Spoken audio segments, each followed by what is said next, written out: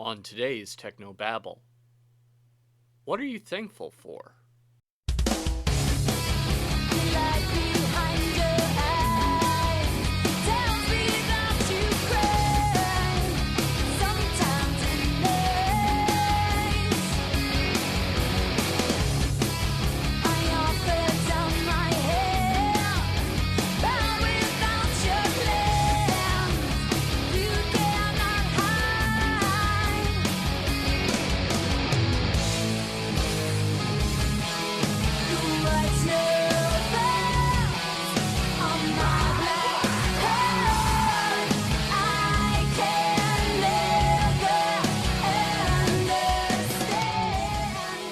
This is Tech No Babble, your weekly source for church video and graphics news, perspectives, tips, and tricks.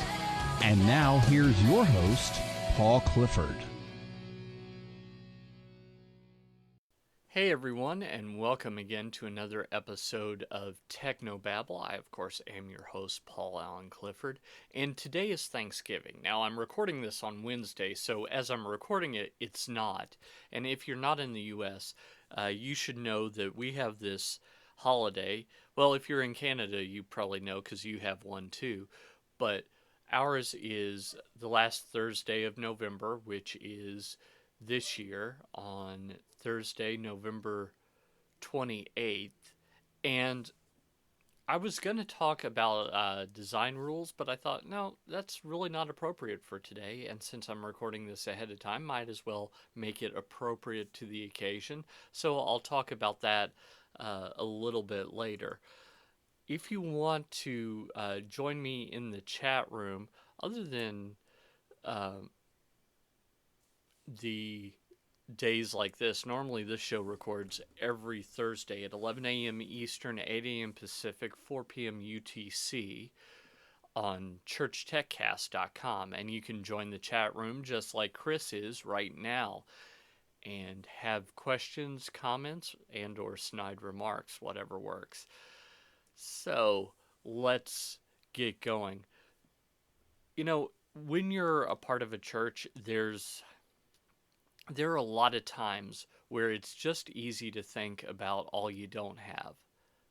Man, it would be so much easier if I worked in network television where we had good equipment. It would be so much easier if my pastor understood why I'm so insistent on needing this thing that I need. It would be so much easier if they would just listen. And so we get all focused on all the things that it would be so much easier if, right? And while I think there's a place for looking towards the future, looking towards growth, sometimes we can get kind of sidetracked on that, right? We can just get so focused on where we aren't that we're not enjoying where we are. So the first thing I want you to do is I want you to consider where you are now versus where you were a year ago, 5 years ago, 10 years ago. Let me share this exercise with you. 10 years ago was 2003, and my church was about 300 people, and we were in a little strip mall on a road that was off of a main road. So when we told people where to go, we had to say, yeah, you know where the KFC is? Right before that, there's a little road. Turn down that road. Not fun. Not fun at all. Now, it could have been worse, but it just wasn't as easy as it could have been. So that's where we were from a location standpoint. About 10 years ago is the time that I introduced video switchers into our church. My pastor thought that the only purpose for a video switcher was to send different signals to different projectors, and we couldn't afford a switcher that could do that. The switcher that we could afford was the one that would make it easy to switch between sources on the same projector. So that took some talking to, some making him understand what was going on. The There were just a lot of challenges. I was 30 years old about 10 years ago. 10 years ago today, I was 29, but I was about to turn 30 and I was working in local television. And although I loved the job, one, it didn't pay very well, and two, the schedule was horrible. So those two factors made it very difficult to have that job. And right now, I get to do what I love, which is sharing with you all the knowledge and all the stuff that I've picked up over the years. So that's something else to be grateful for. When it comes to equipment at my church, we are our current building, our current worship center at least, is like 3 years old. So we've got really great equipment. We're probably the second or third most technologically advanced place of meeting in the state of Kentucky right now, which is kind of something to be very proud of. I get to lead the video team in our Frankfurt campus, and while last year and the couple years before were a 5 year old campus coming up very soon. So while a few years ago I didn't have anyone to help me whatsoever, now I've got two, almost three people on my team that can help lift the burden from my shoulders. So I've got to be thankful for that. I, of course, have to be thankful for my family. My wife has shouldered financially a lot of the responsibility for the family as I'm chasing this dream. And while we've had some difficult times with that fact, she hasn't left me. She still loves me. And I still love her like crazy. So I'm very, very thankful for that.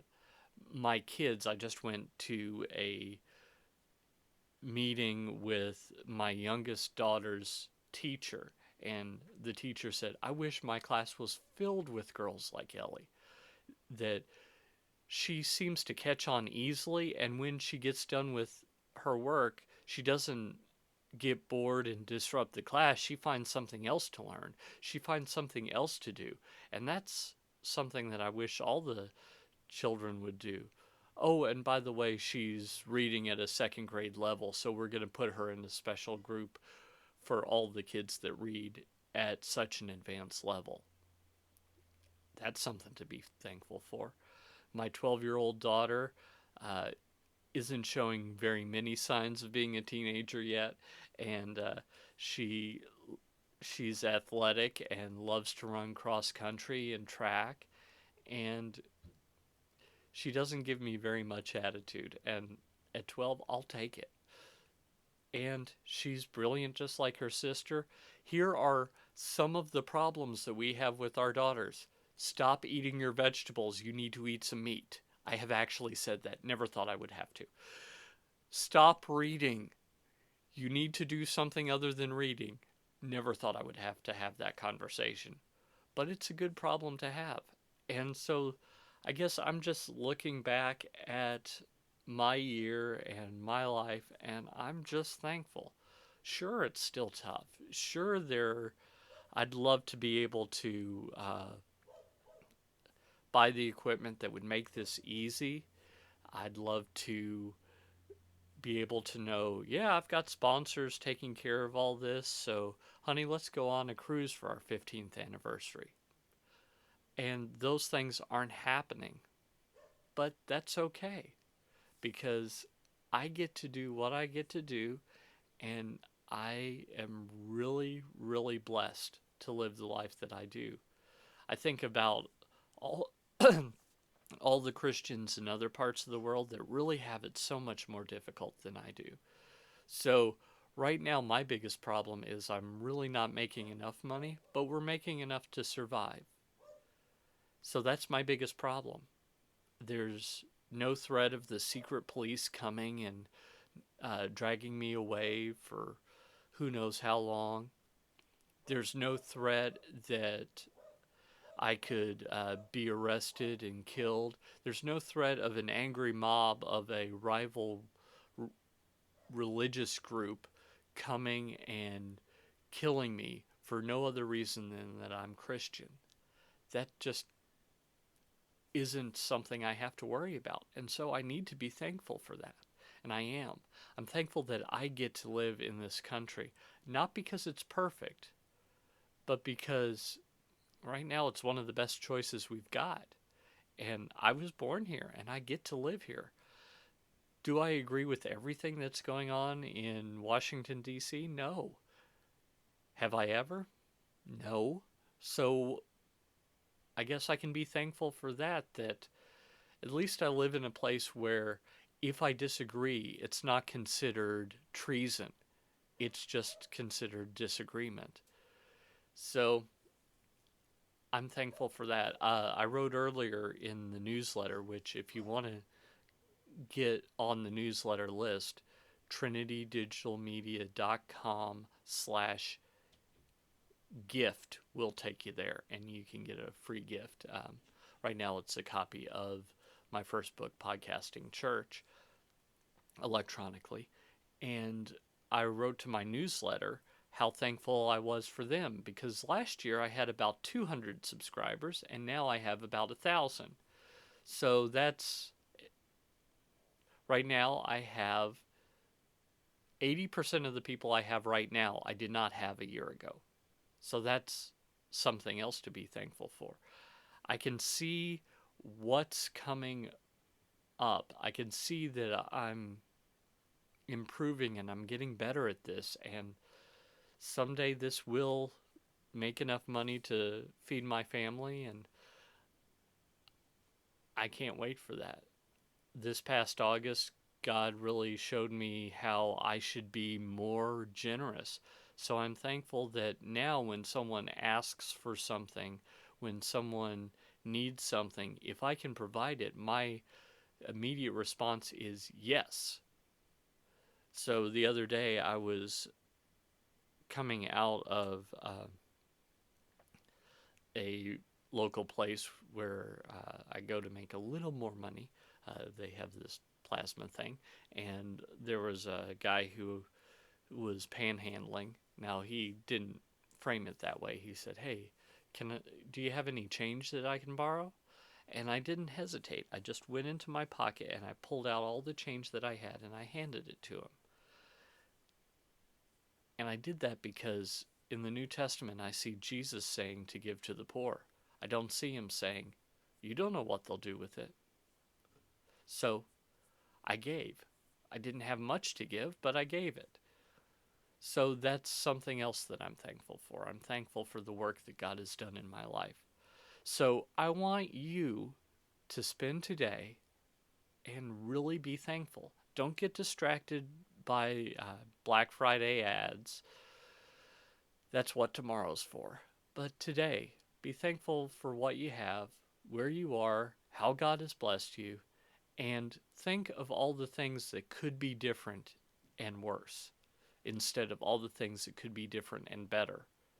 I think that that's how you'll change eternity, beginning in your own heart. So until next time, I'm Paul Allen Clifford with trinitydigitalmedia.com. What's new